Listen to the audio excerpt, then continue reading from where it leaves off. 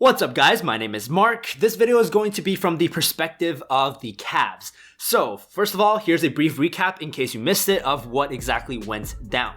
The Cleveland Cavaliers traded away Isaiah Thomas, Jay Crowder, Dwayne Wade, Derrick Rose, Channing Frye, Iman Shumpert, and their own 2018 first round pick. In return, they received George Hill, Rodney Hood, Jordan Clarkson, and Larry Nance Jr.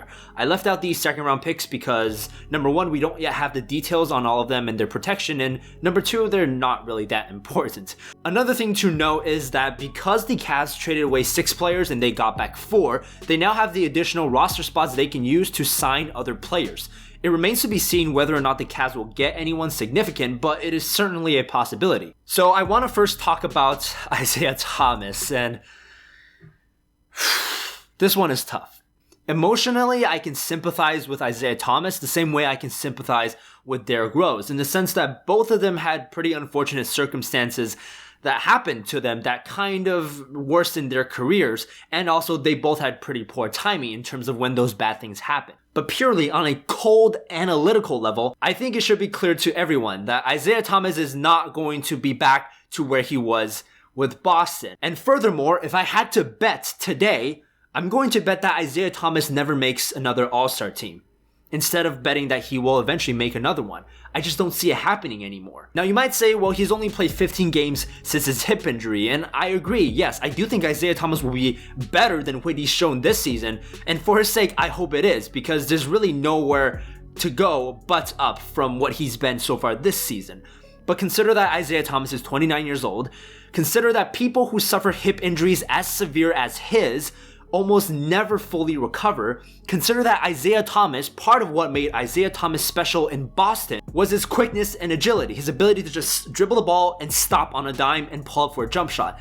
That type of motion, from a sports science perspective, is directly correlated with hip strength and flexibility. Consider that in Boston, Brad Stevens built the entire system around Isaiah, giving him the ball every possession and covering his massive defensive flaws with good defenders around him. The unfortunate truth is that no team is going to be willing to sacrifice that much of their team to try to make Isaiah Thomas into an all-star caliber player. The only other player that Cleveland traded away that I'm going to mention here in this video is Dwayne Wade. Cleveland will certainly miss Wade and some of the ball handling and playmaking he brings off the bench, especially Wade's pick and roll maneuvering when LeBron isn't on the floor. But Jordan Clarkson will fill in that role pretty decently. Their playstyles are a little bit different, but Clarkson is just as good a shot maker, and as much as I love Wade, Clarkson at this point is just a better overall player in terms of who do you rather have as your sixth man. So now let's talk about who the Cavaliers got back, starting with Jordan Clarkson. Clarkson has always been an interesting player to me since he got drafted in 2014. He's a very good mid-range shooter, especially off the dribble. His three-point shooting isn't great, and if you look at his percentages, they've never been great either. But I do think in many ways, you can analyze his value the same way you would analyze Jamal Crawford's value. Clarkson can give you these 3 to 5 minute bursts of offense where he's coming off screen and rolls and simply hitting shots, even if, like Crawford, his overall percentages aren't always pretty. His defense is a bit of an issue, which will likely be the reason why Cleveland won't play Clarkson in their crunch time lineups.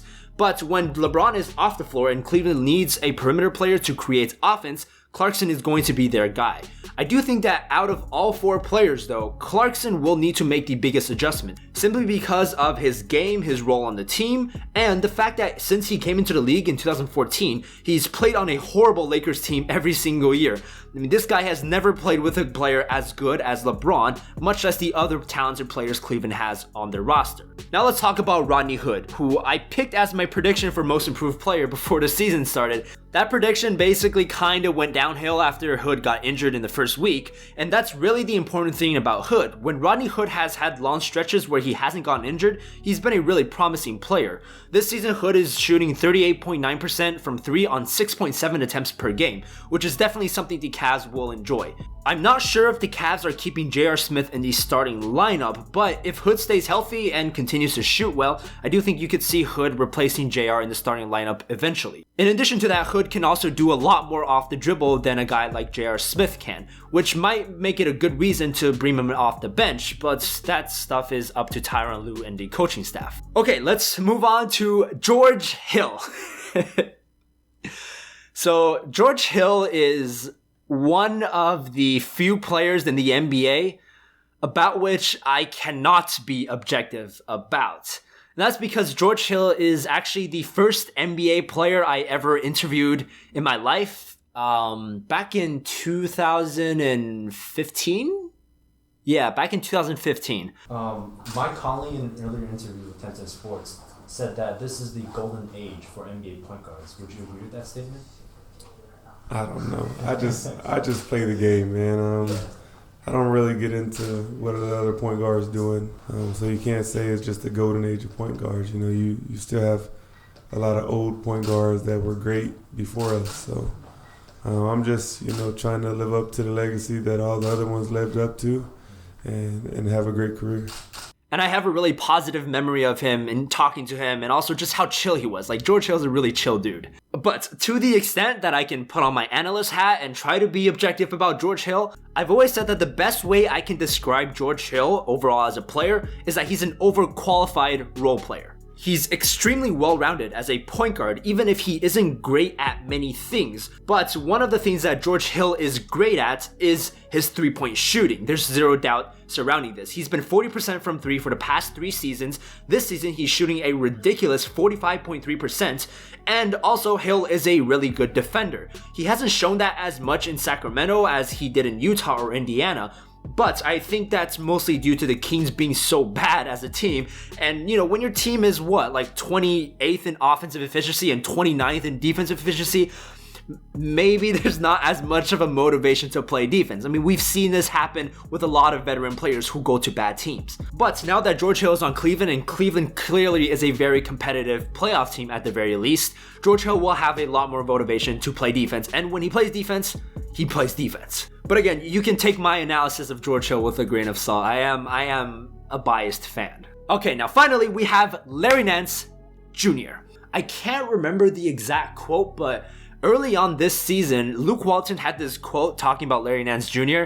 and comparing him to all the other great glue guys that Luke Walton has played in his career, like Trevor Ariza and Derek Fisher, etc. Not in terms of their playstyle, because they're clearly nothing alike, but just in terms of somebody who's willing to do whatever is necessary. Something along the lines of a player that's willing to set screens, roll hard to the paint, run in transition, run back on defense. He won't pout or put up an attitude if he doesn't get enough points or rebounds. In that sense, he's a little bit like George Hill, actually. Basketball-wise, Nance will spend most of his time playing center, since it's probably a bad idea to play Nance and Tristan Thompson together.